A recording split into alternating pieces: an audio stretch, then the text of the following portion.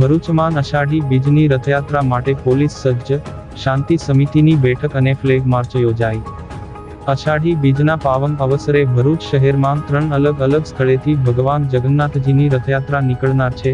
આ ધાર્મિક મહોત્સવ શાંતિપૂર્ણ અને સુરક્ષિત રીતે સંપન્ન થાય તે માટે પોલીસ તંત્ર દ્વારા તમામ તૈયારીઓ પૂર્ણ કરી લેવામાં આવી છે। શહેરમાં સંવેદનશીલ વિસ્તારોમાં પોલીસ દ્વારા સઘન ચેકિંગ હાથ ધરવામાં આવ્યું છે। આ સાથે જ કાયદો અને વ્યવસ્થાની સ્થિતિ જળવાઈ રહે તે હેતુથી એ ડિવિઝન પોલીસ મથક ખાતે ડીવાયએસપી સી.કે. પટેલની અધ્યક્ષતામાં શાંતિ સમિતિની બેઠક યોજાઈ હતી, જેમાં હિન્દુ અને મુસ્લિમ સમાજના અગ્રણીઓ ઉપસ્થિત રહ્યા હતા। બેઠકમાં કોમી એકતા અને સૌહાર્દ જળવાઈ રહે તથા તમામ પર્વની ઉજવણી ભાઈચારા સાથે થાય તે અંગે ચર્ચા કરવામાં આવી હતી। સુરક્ષા વ્યવસ્થાના ભાગરૂપે પોલીસ દ્વારા રથયાત્રાના નિર્ધારિત રૂટ પર ફ્લેગ માર્ચ યોજી શક્તિ પ્રદર્શન કરવામાં આવ્યું હતું। પોલીસ તંત્રએ નાગરિકોને અફવાઓથી દૂર રહેવા, કાયદાનું પાલન કરવા અને કોઈ પણ શંકાસ્પદ હિલચાલ જણાય તો તાત્કાલિક સ્થાનિક પોલીસને જાણ કરવા અપીલ કરી છે। રથયાત્રા દરમિયાન કોઈ પણ અનિચ્છનીય બનાવ ન બને તે માટે પોલીસ અધિકારીઓ અને જવાનોનો કાફલો ખડેપગે રહેશે। રથયાત્રાના રૂટ પર સુરક્ષા માટે પૂરતો પોલીસ બંદોબસ્ત ગોઠવી દેવામાં આવ્યો છે। સૌહાર્દપૂર્ણ વાતાવરણમાં ઉત્સવ ઉજવાય તે માટે પોલીસ સતત કાર્યરત છે। નાગરિકો શાંતિ જાળવવામાં સહયોગ આપે તેવી અપીલ ડીવાયએસપી સી.કે. પટેલે કરી છે।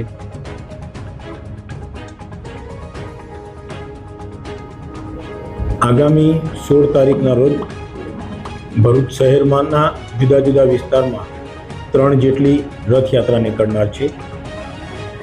ભરૂચ શહેરમાં આ ત્રણેય રથયાત્રાઓ બહુ શાંતિમય વાતાવરણમાં નીકળે અને આ રથયાત્રાનો પ્રસંગ શાંતિપૂર્ણ અને ભાઈચારાના વાતાવરણમાં પાર પડે તે હેતુસર આજે ભરૂચ શહેરના હિન્દુ મુસ્લિમ બંને કોમોના આગેવાનોની આજે એક શાંતિ સમિતિની એક મિટિંગ બોલાવવામાં આવેલી હતી અને તેઓને આ બાબતે અપીલ કરવામાં આવેલી હતી। તો બંને સમુદાયના આગેવાનોએ આ યાત્રા પ્રસંગ બહુ શાંતિમય વાતાવરણમાં પૂર્ણ થશે એવી ખાતરી આપેલી છે અને પોલીસ દ્વારા પણ ભરૂચ જિલ્લા પોલીસ અધિક્ષક શ્રી અક્ષયરાજ મકવાણા સાહેબના માર્ગદર્શન હેઠળ આ ત્રણેય યાત્રાઓ બહુ શાંતિમય વાતાવરણમાં નીકળે અને શાંતિમય વાતાવરણમાં પૂર્ણ થાય એ હેતુસર પૂરતો બંદોબસ્ત રાખવામાં આવનાર છે।